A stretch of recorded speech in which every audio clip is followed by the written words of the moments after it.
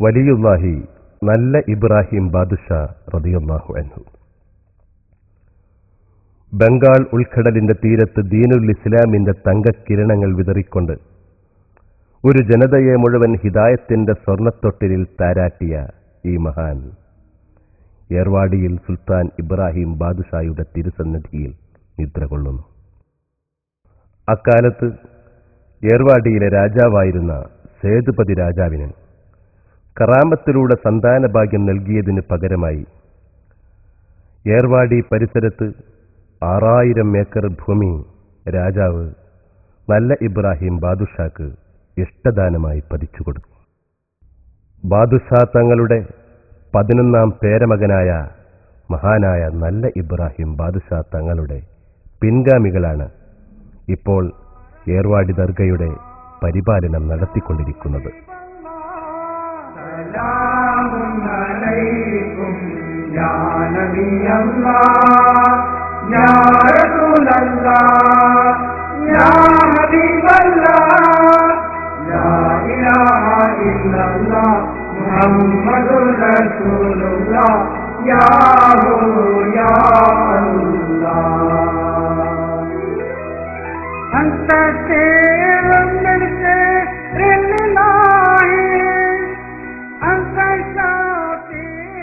വസീറുൽ അഅ്ലം അമീർ Abbas റളിയല്ലാഹു അൻഹു തുർക്കിയിലെ ഉസ്മാനിയ ഖലീഫ മഹ്മൂദ് ബാദുഷായുടെ പ്രധാനമന്ത്രിയായ ഈ മഹാൻ അതിബുദ്ധിമാൻ, ക്ഷമാശീലൻ എന്നീ നിലകളിൽ പ്രസിദ്ധനായിരുന്നു.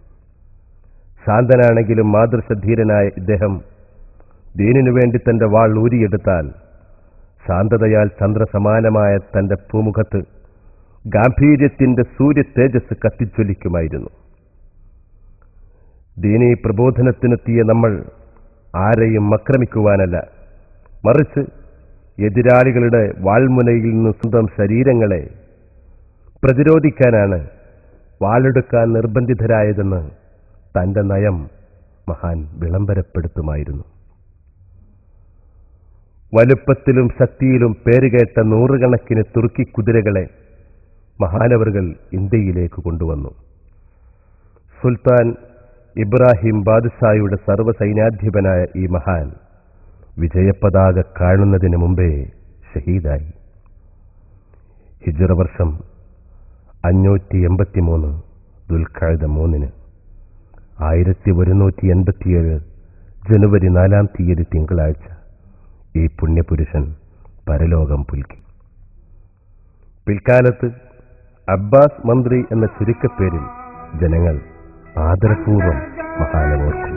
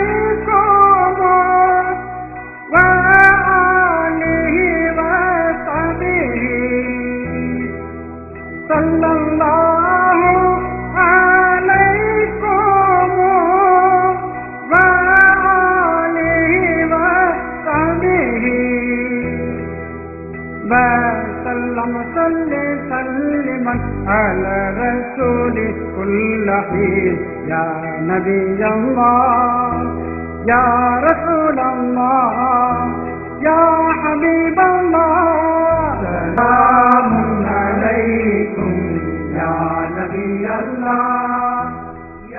ഡോക്ടർ സയ്യിദ് അബ്ദുൽ ഹക്കീം റളിയല്ലാഹു അൻഹു സുൽത്താൻ ഇബ്രാഹിം ബാദുഷാ റളിയല്ലാഹു അൻഹുവിന്റെ വൈദ്യസംഘത്തിന്റെ തലവൻ.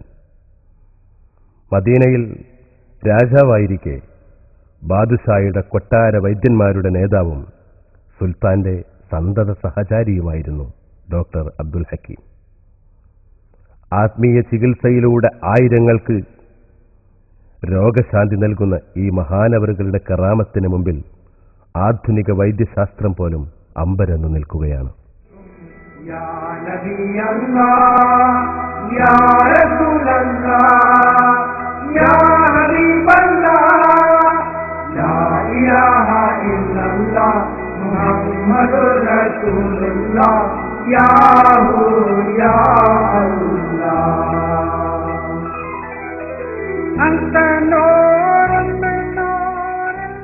സയ്യിദ റുഖയ്യ ബീവി ഉമ്മ ബാദുഷായുടെ സംഘത്തിലെ സ്ത്രീകളുടെ ചികിത്സക്കായി നിയോഗിക്കപ്പെട്ട ഈ മഹതി ഹക്കീം ഡോക്ടറുടെ തൊട്ടടുത്ത് അന്ത്യവിശ്രമം കൊള്ളുന്നു. വീരർ അബ്ദുള്ള ഷഹീദ് വലിയുല്ലാഹി റളിയല്ലാഹു അൻഹു ഘോരയുദ്ധത്തിനു ശേഷം വിജയപതാക ഉയർത്താൻ നിയോഗിക്കപ്പെട്ട മഹാൻ പാണ്ഡ്യരാജാവിന്റെ മീൻകൊടിയഴിച്ച് തൽസ്ഥാനത്ത് ദീൻകുടി ഉയർത്തുമ്പോൾ ഒളിച്ചുനിന്ന ഒരു ശത്രു സൈനികൻ അദ്ദേഹത്തിന് നേരെ ചാട്ടുളി പ്രയോഗിച്ചു.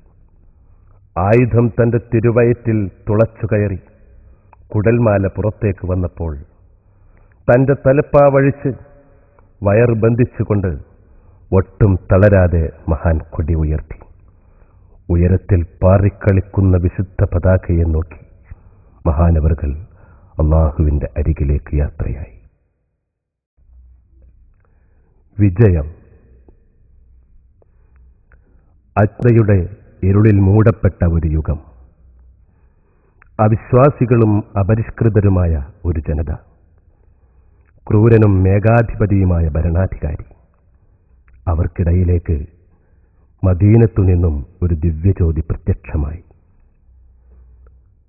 ലോകൈക പ്രവാചകന്റെ പൊന്നോമന പൗത്രൻ ഹസ്രത്ത് സുൽത്താൻ ഇബ്രാഹിം ബാദുഷാ റളിയല്ലാഹു അൻഹു അറിവിന്റെ നിറദീപവുമേന്തി ഇന്ത്യയിലെത്തി.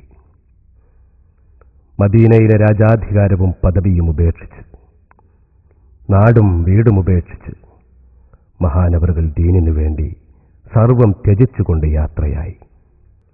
ശാന്തിയും സ്നേഹവും സമാധാനവും സമ്മേളിച്ച അധ്യാത്മപ്രഭാവത്തിന്റെ ആ ഉജ്ജ്വല തേജസ്സിനെ അന്നത്തെ ജനങ്ങൾക്ക് ഉൾക്കൊള്ളാൻ സാധിച്ചില്ല. സത്യത്തിന് മുഖം കൊടുക്കാതെ പുറംതിരിഞ്ഞ നിഷേധി സമൂഹത്തിനെ മഹാൻ ആദ്യം സഹനം കൊണ്ടും ക്ഷമ കൊണ്ടും നന്മയിലേക്ക് ക്ഷണിച്ചു. പക്ഷേ ക്രൂരതയുടെ മനുഷ്യരൂപങ്ങൾ ആ ദീപഗോപുരത്തെ ഉരുക്കുമുഷ്ടി കൊണ്ട് തകർക്കാൻ തുനിഞ്ഞപ്പോൾ ആ പുണ്യപുരുഷന്റെ രാജഭാവം ഉണർന്നു. ജലാലിയത്തിന്റെ തീജ്വാലയിൽ മുഖകമലം സൂര്യ തേജസ്സായി. ആത്മീയതയുടെ സൗഭാവം കൈവരിച്ച ചുടുനിശ്വാസങ്ങൾ കൊടുങ്കാറ്റായി രൂപം പ്രാപിച്ചു. പിന്നെ ഒരു മുന്നേറ്റമായിരുന്നു. ആ മുന്നേറ്റത്തിൽ അസത്യത്തിന്റെ നെടുങ്കോട്ടകൾ തകർന്നു തരിപ്പണമായി. വെളിച്ചം വന്നുദിച്ചപ്പോൾ ഇരുട്ട് ഓടി ഒളിച്ചു. ആഞ്ഞടിച്ച ആദർശത്തിന്റെ ചുഴലിക്കാറ്റിൽ കാപട്യത്തിന്റെ കടലാസു കഷ്ണങ്ങൾ ചിതറിത്തെറിച്ചു. അങ്ങനെ നെറികേടിന്റെ, ഏകാധിപത്യത്തിന്റെ ക്ഷുദ്ര പതാകയെ താഴെ ഇറക്കി തൽസ്ഥാനത്ത് ശാശ്വത വിജയത്തിന്റെ വിജയ പതാക മഹാനായ സുൽത്താൻ ഇബ്രാഹിം ബാദുഷാ തങ്ങൾ ഉയർത്തി. ഹിജ്റ 583 ദുൽഖഅദ 10 1187 ജനുവരി 11 തിങ്കളാഴ്ച ഇന്ത്യ മഹാരാജ്യത്ത് ഐതിഹാസികമായ ഇസ്ലാമിക മുന്നേറ്റത്തിന് തുടക്കം കുറിച്ചു. മഹാനായ ബാദുഷാ ഇന്ത്യയുടെ ഭരണസാരഥ്യം ഏറ്റെടുത്തു.